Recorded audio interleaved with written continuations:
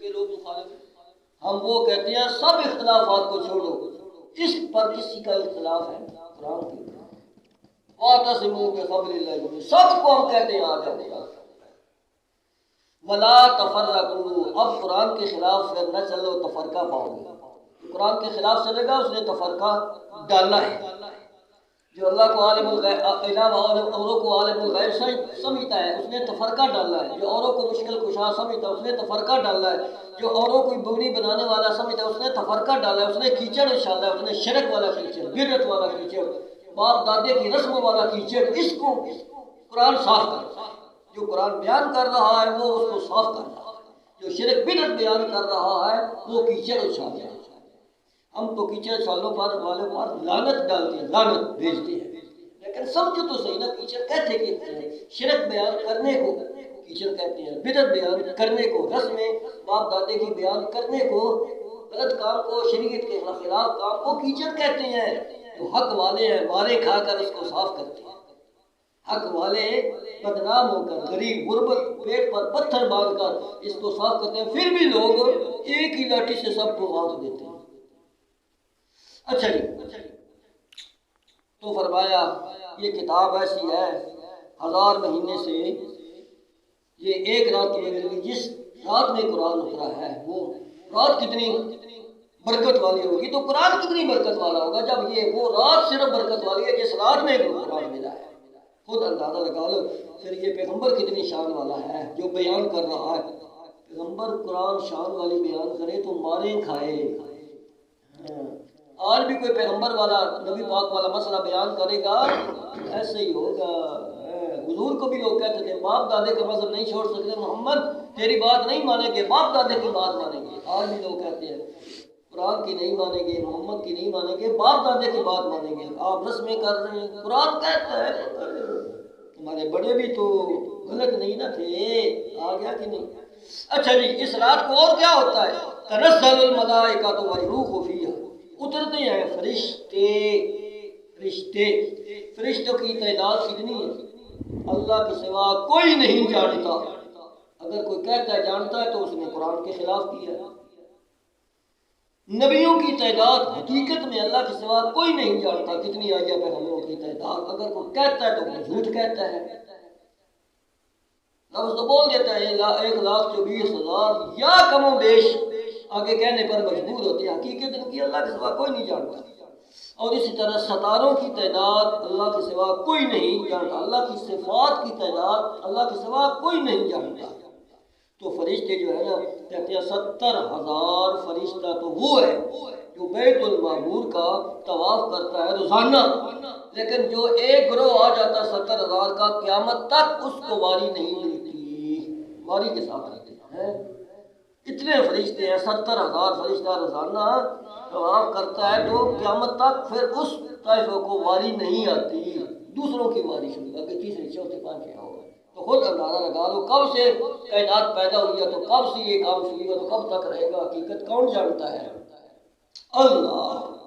تنزل الملائکہ، تو پھر اترتے ہیں فرشتے، آگے والروح ہو اور روح بھی اترتا ہے۔ والروح سے مراد کون سا؟ کہتے ہیں مختصر تشریح ہے جبرائیل امین، اس سے مراد تنزل الملائکہ تو اور فرشتے بھی، اور والروح ہو یہ فرشتوں کا چیف کمانڈر ہے یہ، تو اس لیے فرمایا اس کا نام خصوصیت کے ساتھ، یہ نوریوں کا سردار ہے نا، اس کا خصوصیت کے ساتھ ذکر کیا ہے۔ بعض مفسرین اور بھی تفسیریں کی ہیں، والروح سے مراد ایک خاص قسم کا فرشتہ ہے، 70,000 وہ زبانیں جانتا ہے۔ آگے کہتے ہیں کہ وہ ایسا فرشتہ ہے کبھی نہیں آیا دنیا میں، صرف لیلۃ القدر کی رات میں آتا ہے، اس کی پوری تفسیر اللہ ہی جانتا ہے۔ بہرحال قرآن یہ کہتا ہے والروح، دوسرے فرشتے اور روح یعنی جبرائیل امین مراد ہے، یہ تفسیر معتبر ہے۔ اور بات جو حالات یہ کہتے ہیں والروح ہو، روحیں بھی آ جاتی ہیں، جو فوت ہو چکے ہیں نا ان کی روحیں آ جاتی ہیں، یہ بات غلط ہے، یہ بالکل قرآن و سنت کے خلاف ہے۔ والروح سے مراد ہے یہ روحیں نہیں ہیں ہماری روحیں، اس سے مراد ہے، بعض نے ایک تفسیر کی ہے تو فرمایا اس سے مراد حضرت عیسیٰ علیہ السلام بھی مراد ہے، وہ دنیاوی زندگی کے ساتھ ابھی ہیں، ابھی ان پر موت نہیں آئی، کی طرف اشارہ ہے، بات کہتے ہیں۔ اس کو مان لیا جائے تو کوئی ایسی بات نہیں، تو اس لیے فرمایا نصیحتی ہے نا قرآن، قرآن کہتا ہے بس جو فوت ہو گیا پھر وہ واپس نہیں آئے گا قیامت تک۔ تو فرمایا تنزل الملائکۃ والروح، یہ رحمت کے فرشتے آتے ہیں اور روح جبرائیل امین بھی، فیہا اس رات میں باذن رب، اپنے رب کے حکم سے، اپنے رب کے حکم سے۔ آگے پیچھے فرشتے تو نہیں نہ آتے، جب اس کا حکم ہوتا ہے۔ حضور کے زمانے میں بھی اللہ کے حکم سے جبرائیل امین آیا کرتا تھا، یا اور فرشتے بھی جو آیا کرتے تھے اللہ کے حکم سے، تو اللہ کا حکم ہو تو وہ اب بھی آ سکتے ہیں۔ لیکن قرآن کہتا ہے لیلۃ القدر والی رات میں فرشتے اتنے آتے ہیں۔ قدر کا معنی 3 معنی میں نے کیے تھے، 3 معنی، ان میں سے ایک قدر کا معنی یہ بھی تھا کہ زمین تنگ ہو جاتی ہے، لا یقدرون علی شیء، لا یقدرون، تو فرمایا زمین تنگ ہونے کا یہاں مناسبت کیا ہے؟ اس رات کو فرشتے اتنی کثرت سے آتے ہیں، اتنی کثرت سے آتے ہیں کہ جس طرح ہم کہتے ہیں پاؤں رکھنے کی جگہ نہیں ہے، اتنا مجمع تھا، پاؤں رکھنے کی جگہ نہیں تھی، اتنا مجمع تھا۔ یہ مثال ہے نا ہمارے یہاں، اس طرح کثرت کی تعداد میں فرشتے آتے ہیں کہ زمین تنگ ہو جاتی ہے، لیکن ہمیں نظر نہیں آتے، ہمیں نظر نہیں آتے۔ حضور پاک صلی اللہ علیہ وسلم کا فرمان ہے فرشتے بھی جماعت کے ساتھ نماز پڑھتے ہیں، صف کے ساتھ ملتے ہیں۔ امام صاحب کو نیت کرنی چاہیے سلام پھیرتے وقت، مقتدیوں کی بھی اور فرشتوں کی بھی نیت کر لیں، السلام علیکم ورحمۃ اللہ، کس کو سلام کہہ رہا ہے؟ فرشتے بھی جماعت کے ساتھ نماز پڑھتے ہیں۔ جنگل میں بھی کوئی 2 بندے کھڑے ہو جائے تو فرشتے بھی ساتھ شامل ہو جاتے ہیں، دیکھو کتنی فضیلت ہے۔ لیکن افسوس یہ ہے کہ فرشتے آ جاتے ہیں، ہمارے لوگ نماز میں نہیں آتے، وہ کھڑے رہتے۔ ایک دفعہ مجھے نا افسوس بڑا لگا، روڈ بھی آ رہا، دروازہ کھلا تھا، ایک کھوتا اندر آ گیا، کھوتا، میں نے دیکھ کر آنسو آ گیا، دل سے آنسو آ گیا، یا اللہ بندے نہیں آتے، کھوتا اندر آ گیا، کھوتا اندر آ گیا، کبھی کتا اندر آ جاتا ہے، یا اللہ بندے نہیں آتے وہ آ جاتے ہیں۔ دیکھو وہ مثال ہے نا، کوئی آیا کسی کا جانور تو اس کو مارنے لگا، باہر نکالو، مسجد سے آ گیا کھوتا، اس کا آ گیا، اس نے کہا میرے کھوتے کو کیوں مارا کیا؟ اس نے کہا بھائی کھوتا مسجد میں آیا، اس نے کہا یہ بیچارہ جانور تھا بے زبان، میں کبھی آیا، یہ تو بے زبان تھا بیچارہ آ گیا، اس کو کچھ نہ کہ۔ وہ بات ہے ہماری، ہم مسجد سے آگے سے گزر جاتے ہیں، آگے سے کتنے چکر لگاتے ہیں، نماز کا ٹائم بھی ہوتا ہے، پرواہ ہی نہیں۔ اگر کھوتا آ جائے مسجد کے اندر تو تعجب والی بات ہے کہ نہیں، دن قیامت کے وقت گواہی تو دے دے گا، یا اللہ میں گیا تھا یہ نہیں آتے تھے، اتنے افسوس کی بات ہے۔ 5 وقت اللہ تعالیٰ ہمیں بلاتا ہے، حی علی الصلاۃ، آ جاؤ نماز، حی علی الفلاح، آؤ کامیابی کی طرف، دونوں جملے بولے، نماز کی طرف، تو نماز میں ہی کامیابی ہے، کامیابی۔ الصلاۃ معراج المومن، مومن کی معراج ہے نماز۔ مگر یہ جتنا تحفہ ہمیں قیمتی ملا تھا عرش بری پر، اتنا ہی ہم نے اس کو ضائع کر دیا۔ آج دیکھ لو گھروں میں کتنے نمازی ہیں، حالانکہ سب کو نمازی ہونا چاہیے، گھر والوں کو، چھوٹے بڑے، مرد عورتیں بوڑھے جوان، سب کو نماز۔ آج دیکھ لو کوئی گھر میں سے ایک نمازی نکلے گا یا زیادہ سے زیادہ 2، وہ بھی پورے نمازی نہیں نکلے گے۔ کوئی کہے گا میرا دادا جی نماز پڑھتا ہے، بس سارے گھر والے، کوئی کہتا ہے میرا نانا جی نماز پڑھتے ہیں، بس سب کو چھٹی ہے۔ تو اس لیے فرمایا بھائی یہ بدبختی کی نشانی ہے، تو اس لیے فرمایا فرشتے آتے ہیں، من کل امر السلام، ہر قسم کی سلامتی لے کر، سلامتی لے، اور سلامتی والی رات ہوتی ہے، شر والی رات نہیں ہوتی، اور شر والی رات بھی ہوتی ہے، لیکن یہ رات اس کے اندر شر نہیں ہوتا۔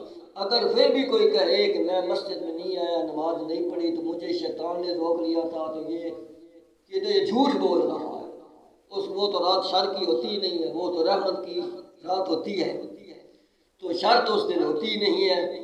فرشتے ویسے اس مہینے پورے میں جکڑے ہوئے ہوتے ہیں، قید ہوتے ہیں، فرشتے کہتے ہیں استغفر اللہ، اس دن فرشتے شیطان جو ہے نا، شیاطین، ان کو جکڑا ہوا ہوتا ہے، ان کو جہنم میں ڈال دیا جاتا ہے۔ فرشتے جو ہوتے ہیں وہ پھرتے رہتے ہیں، اللہ کی رحمت کے، لیکن شیطان جو ہے ان کو قید کر دیا جاتا ہے. پھر بندہ کہ مجھے شیطان نے نہیں آنے دیا پورا مہینہ، تو اس کا جھوٹ ہے کہ نہیں؟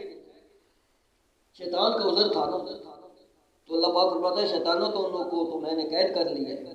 شیطان نے تمہیں ڈھسا ہوا ہی ایسا ہے کہ اس کا اثر پورا مہینہ رہتا ہے. بے شک وہ قید ہے، بند ہے، اس کا اثر تیرے وجود میں ایسا ہے کہ وہ ادھر نہیں آتا.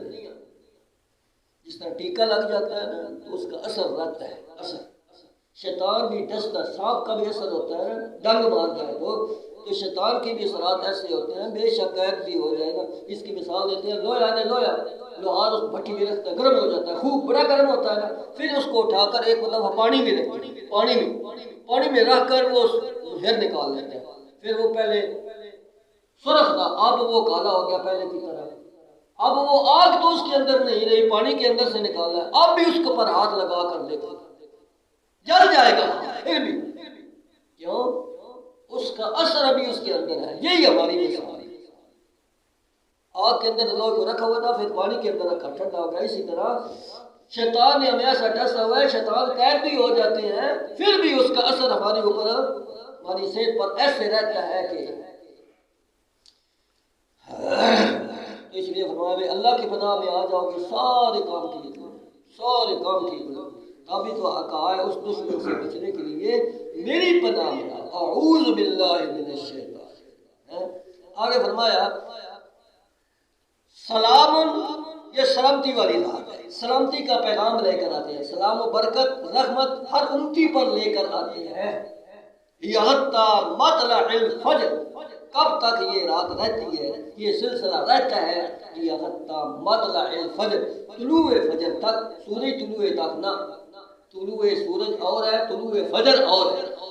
یعنی سحری تک، اذان جب ہوتی ہے نا سحری کی، وہ سمجھو سحری تک یہ وقت رہتا ہے، غروب ہونے سے لے کر سحری تک. اور یہ اللہ کی اتنی رحمت ہے. کہتے ہیں صبح نماز بندہ پڑھ لے جماعت کے ساتھ تو عشاء کی بھی پڑھ لے، ساری رات کا ثواب ملتا ہے. کتنی فضیلت ہے اس کی. مگر افسوس کی بات یہ ہے کہ ہم اس دن بھی نماز نہیں پڑھتے. اللہ اللہ خیر صلی اللہ. اس لیے فرمایا شام کی گئی افطاری کھاتے کھلاتے ہیں روزے آ گئے. اور تراویح تو ایسے ہمت نہیں ہے، کھا پی زیادہ لیا ہے. پھر رات کو سوئے تو سحری اللہ اللہ خیر صلی اللہ اٹھ کر اگر روزہ رکھنا بھی ہو تو بھاگ کر رکھا. پھر نماز بھی گئی اچھا پڑھ لیتے ہیں، سو گئے اٹھ کر پڑھیں گے، سورج چڑھ گیا چل جی اللہ اللہ خیر صلی اللہ. ہماری تو یہ حالت بنی ہوئی ہے. 3-4 ساتھی تھے تو رمضان کا مہینہ تھا. میں نے کہا آج تو بھائی کہیں جا رہے ہو کہ آ رہے ہو؟ خیر یہ ہے نا اس ٹائم کہیں جا رہے ہو، لوگ واپس آتے ہیں، آپ کہیں جا رہے ہیں. وہ ہنس پڑے چارے بندے. کہنے لگے قاری صاحب آپ جھوٹ کیا بول رہے ہیں، افطاری پر جا رہے ہیں. کیا افطاری پر جا رہے ہیں؟ چاروں کا روزہ نہیں ہے، جا بھی افطاری پر رہے ہیں، ہنس رہے ہیں. اب اندازہ لگا لو اس قوم کا. جیسے کونے والے ایسے کھانے والے، بڑھانے بلانے والے بھی ایسے ہی، تو جانے والے بھی ایسے ہی، تو وہ برکتیں ایسے ہی ہوگی. نماز ان میں سے کسی نے نہیں پڑھی، افطاری پر وہ جا رہے ہیں، روزہ ان کا کوئی نہیں ہے، وہ خود بتا رہے ہیں اور ساتھ مساق بھی کر رہے ہیں روزہ ہمارا نہیں ہے تو جا افطاری پڑھ رہے ہیں. میں نے کہا یہ ثواب ان سب کو اکٹھا ہو کر مل گیا نا، ہے بتیرا. اللہ معاف کرے. بہرحال ہماری حالت دیکھو کیا بنی ہوئی ہے، کیسی بنی ہوئی ہے. تو یہ مہینہ جو آ رہا ہے بہت بڑا برکت والا ہے. بہرحال بات میں یہ کہہ رہا تھا کہ اتنا وقت نہیں ہے اب اس کو میں بیان کرتا کہ اللہ پاک فرشتوں کو کیوں بلاتے ہیں. ایک دفعہ فرشتوں نے کہا تھا نا یا اللہ اتجعل فیہا من یفسد فیہا، تو کہتا میں انسان بنانے لگا ہوں تیسری مخلوق کیوں؟ استفسار کیا، اعتراض نہیں، استفسار کیا. اعتراض اور چیز ہوتی ہے، اعتراض کرے تو وہ کافر ہو جائے. اعتراض نہیں اللہ پاک، استفسار اسے کہتے ہیں. پوچھا، ہمیں سمجھ نہیں آ رہی کہ اللہ کی وجہ کیا ہے، تیسری قوم کیوں بڑھ رہی ہے. اگر شر کے لیے ہے جس طرح وہ جنات پہلے ہی شریر بنے ہیں، اگر نیکی کے لیے ہے نحن نسبح بحمدک، ہم پہلے نیکیاں کر رہے ہیں. کوئی رکوع میں ہے، کوئی سجدے میں ہے، کوئی قیام میں ہے، کوئی طواف میں ہے، ہر وقت تیری عبادت کر رہے ہیں. اگر عبادت کے لیے بنانا ہے تو ہم تھوڑے ہیں. اللہ نے فرمایا مختصر بات یہ ہے انی اعلم ما لا تعلمون، میں وہ جانتا ہوں جو تم نہیں جانتے، بس وہ مخلوق تم سے آگے بڑھ جائے گی فرشتوں، تمہارے سے بھی آگے بڑھ جائے گی جو میرے بندے ہوں گے۔ کیسے یا اللہ؟ تمہارے اندر ایک چیز ہے، ان کے اندر دو چیزیں ہوں گی۔ تمہارے اندر صرف نیکی کر سکتے ہو، گناہ نہیں کر سکتے، ان کے اندر دونوں چیزیں ہوں گی، گناہ بھی کر سکیں گے، نیکی بھی کر سکیں گے، لیکن گناہ پر کنٹرول کریں گے۔ تم سوتے نہیں ہو، وہ سوئیں گے بھی، نیند کا بھی غلبہ ہوتا ہے، وہ بستر بھی چھوڑیں گے، نیند بھی چھوڑیں گے میری خاطر، بھوک بھی چھوڑیں گے، روزہ رکھیں گے، تم نے نہ کھانا نہ پینا، بیوی بچے بھی ہوں گے، ان کے لیے خرد و نوش کا انتظام بھی، کاروبار بھی کریں گے، سب کچھ۔ اس کے باوجود پھر میری نافرمانی نہیں کریں گے، کنٹرول کریں گے اپنے اوپر۔ تمہارے اندر تو وہ چیز نہیں ہے نا، ایسی مخلوق تو ساتھ میں توبہ والا دروازہ بھی کھولے، گناہ بھی ہو جائے گے، میرے سے معافی بھی مانگیں گے، میں معاف بھی کروں گا۔ جس کے اندر آؤ نہیں دیکھنا چاہیے، یقین نہیں کہ آؤ آج منظر دیکھنا، آج منظر دیکھنا، یہ منظر دکھانے کے لیے اللہ پھر فرشتوں کو بلائیں گے۔ اب دیکھو نیند چھوڑی ہوئی ہے کہ نہیں لوگوں نے، بستر چھوڑا ہوا ہے کہ نہیں لوگوں نے، سکون چھوڑا ہوا ہے کہ نہیں لوگوں نے، بھوکے پیاسے ہیں کہ نہیں میری خاطر، روزہ رکھا ہوا ہے، قیام کر رہے ہیں کہ نہیں، تراویح پڑھ رہے ہیں کہ نہیں، دعائیں کر رہے ہیں کہ نہیں، اب دیکھو۔ وہ فرشتے بھی ہش ہش ہش۔ اس لیے اللہ پاک اللہ فرماتے ہیں اب ایسا کرو، یہ میرے بندے دعائیں کر رہے ہیں، تم ان کی آمین دعاؤں پر آمین کہو، اپنی عبادت چھوڑ دو، ان کی دعاؤں پر آمین کہو۔ کتنی فضیلت اللہ نے بیان کی ہے۔ بہرحال فضائل تو بہت بڑے ہیں، آگے آ بھی رہے ہیں۔ بہرحال یہ صورت جو ہے نا اس کا اختتام ہوا، اور آگے انشاءاللہ البینہ شروع ہوگی۔ دعا ہے اللہ تعالیٰ مجھے اور آپ کو محقوق قرآن و سنت کی صحیح سمجھ دے، محقوق قرآن و سنت کے مطابق عمل کرنے کی توفیق دے۔ اللہ تعالیٰ ہم سب کو بھائی زندگی اسلام والی دے، خاتمہ ایمان دے فرمائے۔ اللہ تعالیٰ کمی بیشی معاف فرمائے۔ وما علیہ الحمدللہ۔